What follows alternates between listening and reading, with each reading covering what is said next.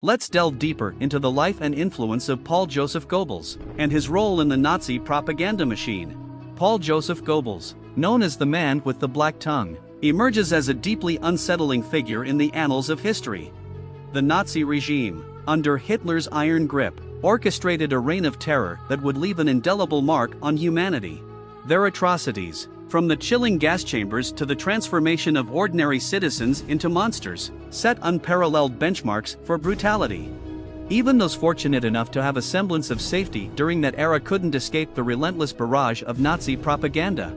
This propaganda machine, a sinister blend of manipulation, indoctrination, and hate, was masterminded by none other than Paul Joseph Goebbels. Despite his unimposing physical stature, Goebbels possessed a voice that could enrapture and hypnotize. His speeches, meticulously crafted, never wavered from the central message of German supremacy and virulent anti-Semitism. This was in stark contrast to Hitler, whose harsh voice occasionally betrayed his emotions during moments of impassioned oration. Goebbels' rise to prominence was inexorable. He assumed the role of Hitler's Minister for Public Enlightenment and Propaganda in 1933, a position he held until the bitter end in 1945. As the Reich Minister of Propaganda and the Nazi Party's senior propagandist, he wielded unparalleled influence over the minds of the German populace. Born in 1897 in Reit, Germany, Goebbels hailed from a devout Catholic, working-class family. His early life was marred by the cruel twist of fate, as polio left him with a malformed foot and a leg 2 inches shorter than the other. Despite these physical challenges, Goebbels displayed unwavering determination. At first, his aspirations leaned toward the priesthood, a path strongly encouraged by his devout parents. However, academic pursuits led him on a different trajectory. He embarked on a journey of higher education, studying literature and history at renowned universities. Goebbels' academic journey culminated in the publication of his PhD dissertation, an exploration of Wilhelm von Schütz, a relatively obscure playwright from the 19th century. However, a transformation was underway. His literary interests began to evolve, reflecting a growing anti-Semitic sentiment. It was this evolution that eventually led him to the doorstep of the Nazi Party in 1924. Intrigued by Hitler's magnetic charisma and unwavering convictions, Goebbels wasted no time in joining the Nazi ranks. He became member number 8762 of the Nazi Party, quickly finding a place within its hierarchy. With the guidance of Karl Kaufmann, the head of the Nazi Party's district organization, Goebbels became deeply involved in the party's activities. Through his work on the party's weekly publication and secretarial duties, Goebbels formed connections with key figures like Gregor Strasser, a top Nazi organizer in northern Germany. It was during this period that Goebbels' outlook on Jews began to crystallize as he embraced Hitler's belief in a Jewish ideology of Marxism. In a lecture titled Lenin or Hitler in February 1926, Goebbels began to draw a distinction between National Socialism and Marxism.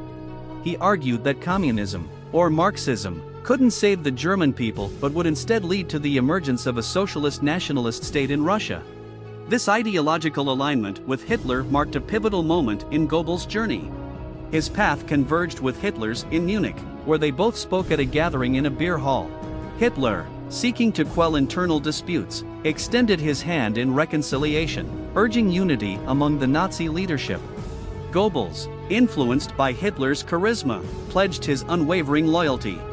While political platforms were reshaped during these meetings, Hitler's role as party leader solidified, preserving the original National Socialist program from 1920.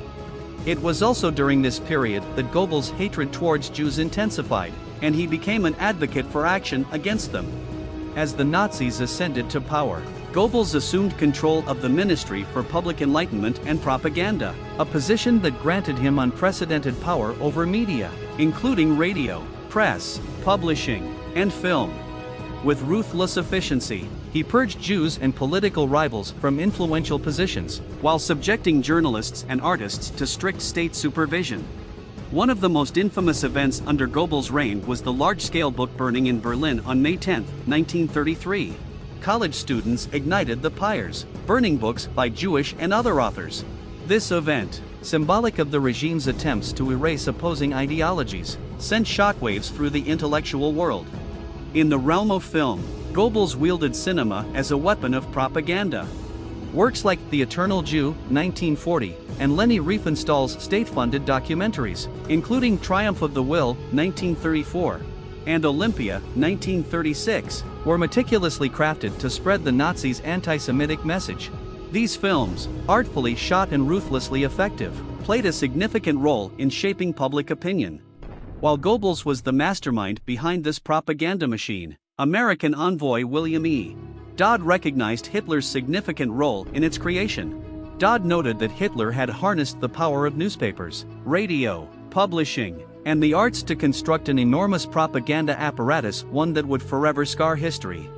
In the turbulent era of Nazi Germany, Paul Joseph Goebbels was both the architect and the conductor of a dark symphony of manipulation and hatred, leaving a legacy of terror that endures as a stark reminder of the depths humanity can sink when exposed to the poison of propaganda and bigotry. Let's delve even deeper into the chilling legacy of Paul Joseph Goebbels and the dark chapters of his life. Paul Joseph Goebbels, the architect of deception and propaganda, descended into the abyss of violence and hatred after meticulously cultivating an environment of fear and prejudice. The pivotal moment came on November 9, 1938, when a Jewish student's act of desperation led to the assassination of the German ambassador in Paris. This tragic event served as the catalyst for Goebbels, the puppet master of malevolence, to call for spontaneous riots against Jews. The nightmarish result was the infamous Kristallnacht, or the Night of Broken Glass. A wave of brutality swept across Germany, claiming the lives of 91 Jews and leaving in its wake a trail of destruction. Almost 900 synagogues were reduced to ashes, around 7,000 Jewish businesses lay in ruins, and the heart-wrenching deportation of 30,000 Jewish men to detention camps commenced. Goebbels reveled in the devastation he had helped orchestrate, for his ideology thrived on such atrocities. Yet, Goebbels' descent into darkness did not cease with Kristallnacht. He would become a key figure in executing Adolf Hitler's ominous final solution, a euphemism for the systematic extermination of Jews. As the propaganda minister, he poisoned the minds of the German populace with his venomous rhetoric, declaring that the Jews would pay with the annihilation of their entire race. With ruthless efficiency, he orchestrated the horrifying transport of Jews and other undesirables from Berlin to the merciless embrace of concentration camps. Goebbels was not merely a manipulative wordsmith. He was a prolific writer and speaker who used his talents to fan the flames of war. His infamous Sportpalast or Total War address, delivered on February 18, 1943, would go down in history as a chilling rallying cry. Even as the tide of war turned against Germany, Goebbels' words inspired a relentless resolve to fight on, even when the cause seemed lost. He advocated for an almost suicidal total war, refusing to acknowledge the Allies' inevitable victory. Despite the harrowing challenges of wartime, Goebbels clung to power with an iron grip. He skillfully navigated the turbulent waters of Nazi politics, remaining one of the few who could still converse with Adolf Hitler. In Hitler's last will, a document that foretold doom, no successor as Führer or head of the Nazi Party was named. Instead, Goebbels found himself appointed as the Reich Chancellor, a role he would fulfill with unwavering loyalty until the very end. However, as the war continued to unfold, Goebbels could not ignore the glaring signs of Nazi Germany's impending defeat. The Allied invasion of Sicily in July 1943 and the decisive Soviet victory at the Battle of Kursk in July and August 1943 shattered any illusions of victory. In a desperate bid to salvage what remained of the Nazi regime, Goebbels broached the idea of a separate peace with the Soviets or Britain. Yet, Hitler's unwavering determination vetoed both proposals, sealing the fate of Nazi Germany. With each passing day, Goebbels watched his power wane as the war machine relentlessly ground on. The war economy and the relentless Allied bombing campaigns against Germany spelled the beginning of the end for his propaganda apparatus. Rival organizations emerged, further eroding his control over Nazi policies towards the press and the management of news. Nevertheless, Goebbels remained a formidable figure. In the midst of the war's chaos and as the noose tightened around Nazi Germany, Goebbels faced an agonizing decision.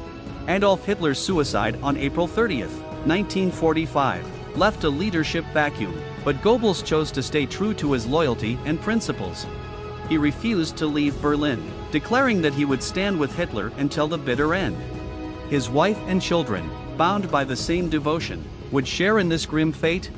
On May 1, 1945, in a desperate plea for a halt to hostilities, Goebbels sent a letter to General Vasily Chukov, who oversaw the Soviet soldiers stationed in central Berlin. But his plea fell on deaf ears, and the march of war continued relentlessly, now inexorably moving towards Berlin's heart.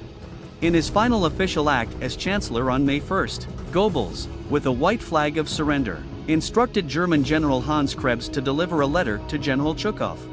The contents of this letter bore the grim news of Hitler's passing and the request for a cessation of hostilities. But as history would have it, this plea too would be rejected, and the war would run its brutal course.